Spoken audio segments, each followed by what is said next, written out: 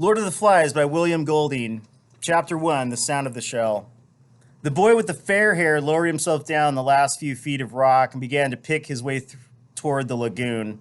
Though he had taken off his school sweater and trailed it now from one hand, the gray shirt stuck to him and his hair was plastered to his forehead. All round him, the long scar where the plane crashed in the ground, the scar. They're British. They use different words. Smashed into the jungle was a bath of heat. He was clambering heavily among the creepers and the broken trunks when a bird, a vision of red and yellow macaw, flashed upwards with a witch-like cry, "Ah, ah!" And this cry was echoed by another. "Hi," it said. "Wait a minute." The undergrowth at the side of the scar was shaken and a multitude of raindrops fell pattering. "Wait a minute," the voice said. "I got caught up." The fair boy stopped and jerked his stockings with an automatic gesture that made the jungle seem for a moment like the home counties, like back home. The voice spoke again. "I can't hardly move with all these creeper things," like vines hanging down and stuff. The owner of the voice came backing out of the undergrowth so that twigs scratched on the greasy windbreaker. The naked crooks of his knees were plump, caught and scratched by thorns. He bent down, removed the thorns carefully, and turned round. He was shorter than the fair boy and very fat. He came forward, searching out safe lodgments for his feet, and then looked up through thick spectacles. "Where's the man with the megaphone?" The fair boy shook his head. "This is an island. At least I think it's an island. That a reef out there in the sea? Perhaps there aren't any grown-ups anywhere." Fat boy looked startled. "There was that pilot, but he wasn't in the passenger cabin. He was up in front." The fair boy was peering out at the reef through screwed-up eyes. "All them other kids," the fat boy went on. "Some of them must have got out. They must have, mustn't they?" The fair boy began to pick his way as casually as possible toward the water. He tried to be offhand and not too obviously uninterested, but the fat boy hurried after him. So we got this kid that won't talk, and then the fat kid won't shut up. Anybody know anyone like that? I do. "Aren't there any grown-ups at all?" "I don't think so." The fair boy said this solemnly, but then the delight of a realized ambition overcame him. In the middle of the scar, he stood on his head and grinned at the reversed fat boy. "No grown-ups?" The fat boy thought for a moment. "That pilot!" The fair boy allowed his feet to come down and sat on the steamy earth. "He must have flown off after he dropped us. He couldn't land here, not in a plane with wheels." "We was attacked." "He'll be back, all right." The fat boy shook his head. So we were attacked? We was attacked? "When we was coming down, I looked through one of them windows. I saw the other part of the plane. There were flames coming out of it." He looked up and down the scar. "And this is what the cabin done." The fair boy reached out and touched the jagged edge of a trunk. For a moment, he looked interested. "What happened to it?" he asked. "Where's it got to now?" "That storm dragged it out to sea. It wasn't half dangerous with all them tree trunks falling. There must have been some kids still in it." He hesitated for a moment, then spoke again. "What's your name?" "Ralph."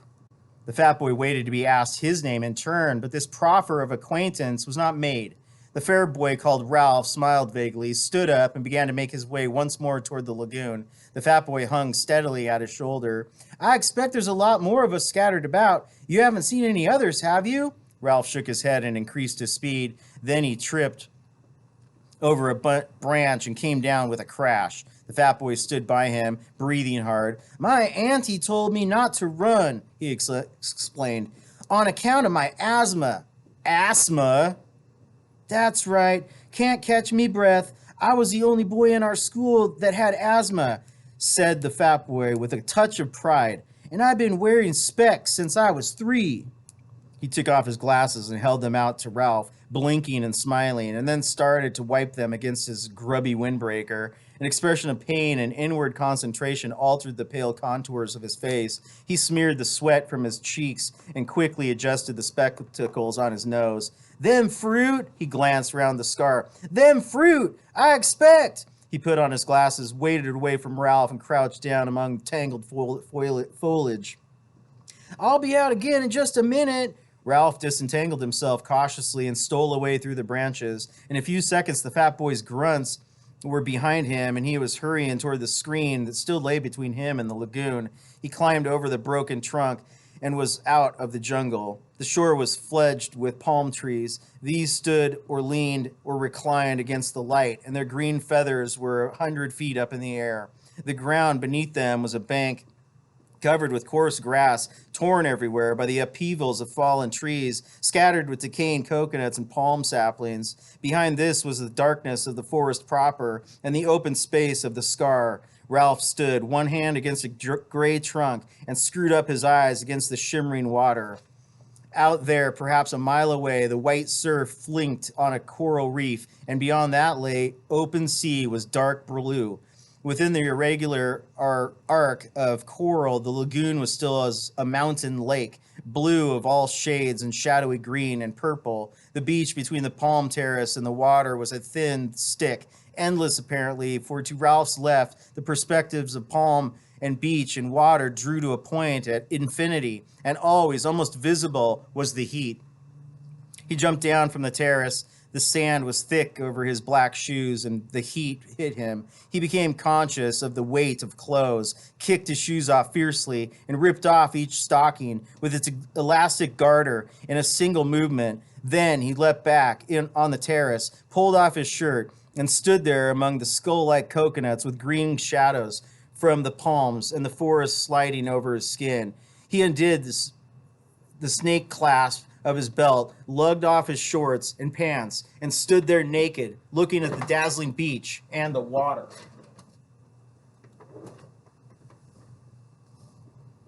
He was old enough, 12 years and a few months, to have lost the prominent tummy of childhood, and not yet old enough for adolescence to have made him awkward.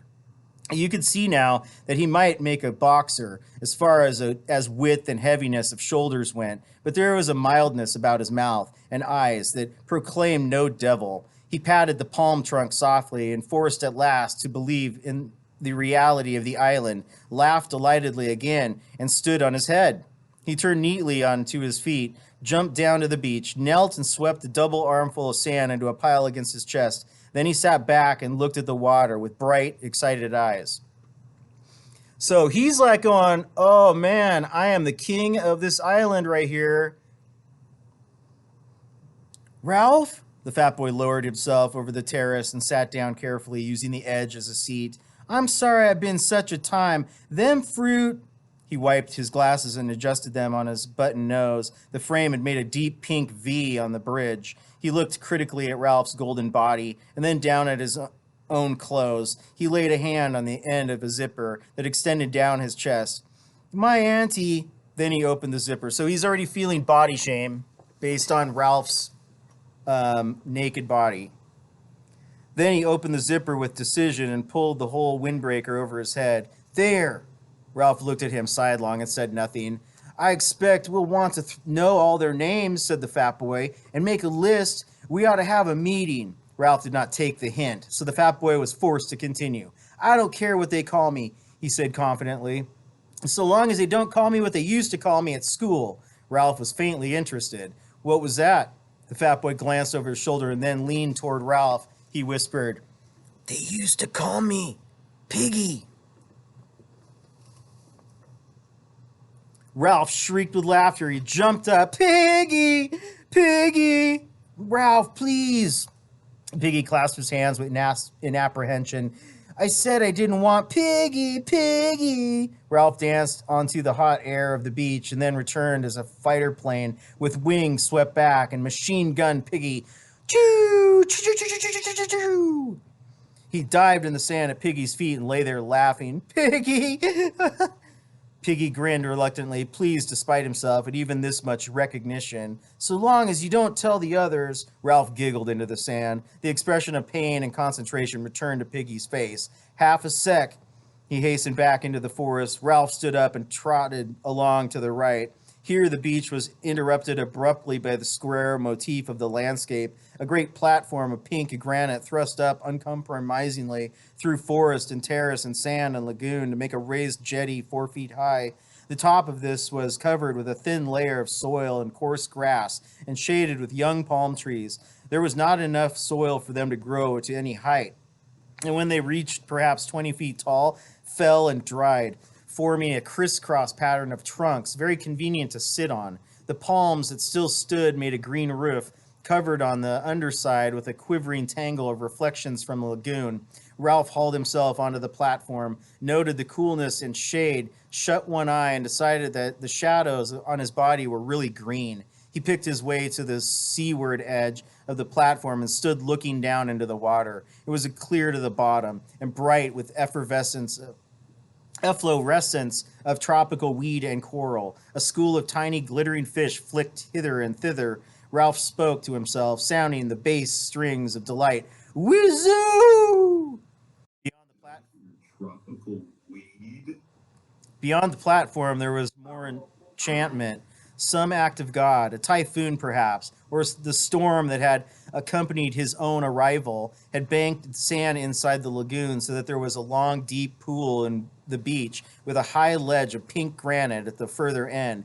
Ralph had been deceived before now by the spacious appearance of depth in a beach pool, and he approached this one preparing to be disappointed. But the island ran true to form, and the incredible pool, which clearly was only invaded by the sea at high tide, was so deep at one end as to be dark green. Ralph inspected the whole 30 yards carefully and then plunged in. The water was warmer than his blood, and he might have been swimming in a huge bath. Piggy appeared again, sat on the rocky ledge, and watched Ralph's green and white body enviously. "You can't half swim, Piggy!" Piggy took off his shoes and socks, ranged them carefully on the ledge, and tested the water with one toe. "It's hot. What did you expect?" "I didn't expect nothing. My auntie sucks to your auntie." Ralph did a surface dive and swam underwater with his eyes open. The sandy edge of the pool loomed up like a hillside. He turned over, holding his nose, and a golden light danced and shattered just over his face. Piggy was looking determined and began to take off his shorts. Presently, as he palely and fatly naked, he tiptoed down the sandy side of the pool and sat there up to his neck in water, smiling proudly at Ralph. "Aren't you going to swim?" Piggy shook his head. "I can't swim. I wasn't allowed. My asthma." "Sucks to your asthma." "You can't half swim well." Ralph paddled backwards down the slope, immersed his mouth, and blew a jet of water into the air. Then he lifted his chin and spoke. "I could swim when I was 5. Daddy taught me. He's a commander in the Navy. When he gets leave, he'll come and rescue us." "What's your father?" Piggy flushed suddenly. "My dad's dead," he said quickly. "And my mum?" He took off his glasses and looked vainly for something with which to clean them. "I used to live with my auntie. She kept a candy store. I used to get ever so many candies, as many as I liked. When will Dad rescue us?" "Soon as he can." Piggy rose, dripping from the water, and stood naked, cleaning his glasses with a sock. The only sound that reached them now through the heat of the morning was the long, grinding roar of the breakers on the reef. "How does he know we're here?" Ralph lolled in the water. Sleep enveloped him like the swathing mirages that were wrestling with the brilliance of the lagoon. "How does he know we're here?" "Because," thought Ralph, because. The roar from the reef became very distant. Well, Ralph's just trying to talk himself into it there, huh? "They'd tell him at the airport." Piggy shook his head, put on his flashing glasses, and looked down at Ralph. "Not them. Didn't you hear what the pilot said? About the atom bomb? They're all dead." So they think nuclear war has destroyed civilization, and they might be the only people left on Earth. That is the big fear here. So this is a fictional war. This is not World War II. It's a future atomic war. Is what all the analysis from literary English scholars say. Ralph pulled himself out of the water, stood facing Piggy, and considered this unusual problem. Piggy persisted. "This an island, isn't it?" "I climbed a rock," said Ralph slowly. and I think this is an island. They're all dead, said Piggy. And this is an island. Nobody don't know we're here. Your dad don't know, nobody don't know. His lips quivered and the spectacles were dimmed with mist. We may still stay here till we die. With that word, the heat seemed to increase till it became a threatening weight, and the lagoon attacked them with a blinding effulgence. Some really good vocab in here. Get my clothes, muttered Ralph. Along there. He trotted through the sand, and during the sun's enmity, crossed the platform and found his scattered clothes. To put on a gray shirt once more was strangely pleasing. Then he climbed the ledge of the platform and sat in the green shade on the convenient trunk. Piggy hauled himself up, carrying most of his clothes under his arm. Then he sat carefully on the fallen trunk near the little cliff that fronted the lagoon, and the tangled reflections quivered over him. Presently he spoke. We got to find the others. We got to do something. Ralph said nothing. He was a coral island, protected from the sun, ignoring Piggy's ill-omened talk. He dreamed pleasantly. Piggy insisted. How many of us are there? Ralph came forward and stood by Piggy. I don't know. Here and there, little breezes crept over the polished waters beneath the haze of heat. When these breezes reached the platform, the palm fronds would whisper, so the spots of blurred sunlight slid over their bodies or moved like bright winged things in the shade. Piggy looked up at Ralph. All the shadows on Ralph's face were reversed, green above, bright below from the lagoon. A blur of sunlight was crawling across his hair. We gotta do something. Ralph looked through him. Here at last was the imagined but never fully realized place leaping into real life. Here at last, I am the king of the castle. Ralph's lips parted in a delighted smile, and Piggy, taking this smile to himself as a mark of recognition, laughed with pleasure. If it really is an island, what's that? Ralph had stopped smiling and was pointing into the lagoon. Something creamy lay among the ferny weeds. I'm going to invite you to finish one more page with me, so we might go a little bit into break just to get us caught up to the 9 o'clock hour. Something in the ferny weeds. A stone. No, a shell. Something. Suddenly, Piggy was a bubble with decorous excitement. So right, it's a shell. I've seen one like that before on someone's back wall. A conch, he called it. He used to blow it, and then his mum would come. It's ever so valuable. Near to Ralph's elbow, a palm sapling leaned out over the lagoon. Indeed, the weight was already pulling a lump from the poor soil, and soon it would fall. He tore out the stem and began to poke about in the water while the brilliant fish flicked away on this side and that. Piggy leaned dangerously. Careful, you'll break it. Shut up. Ralph spoke absently. The shell was interesting and pretty and a worthy plaything, but the vivid phantoms of his daydream still interposed between him and Piggy, who in this context was an irrelevance. The palm sapling bending pushed the shell across the weeds. Ralph used one hand as a fulcrum and pressed down with the other till the shell rose, dripping, and Piggy could make a grab. Now the shell was no longer a thing seen but not to be touched. Ralph, too, became excited. Piggy babbled. A conch, ever so expensive. I bet you wanted to buy one. You'd have to pay pounds and pounds and pounds, British dollars. He had it on his garden wall, and my auntie... Ralph took the shell from Piggy, and a little water ran down his arm, and the color of the shell was deep cream, touched here and there with fading...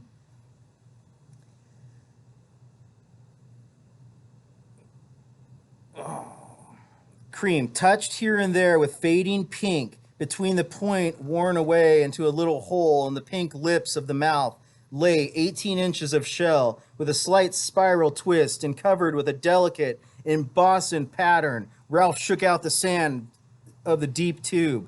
Mooed like a cow, he said. He had some white stones, too, and a bird cage with a green parrot. He didn't blow the white stones, of course, and he said... Piggy paused for breath and stroked the glistening thing that lay in Ralph's hands. Ralph? Ralph looked up. And we can use this to call the others. Have a meeting. They'll come when they hear us. He beamed at Ralph. That's what you meant, didn't you? That's why you got the conch out of the water. Ralph pulled back his fair hair. How did your friend blow the conch? He kind of spat, said Piggy. And he kind of spat.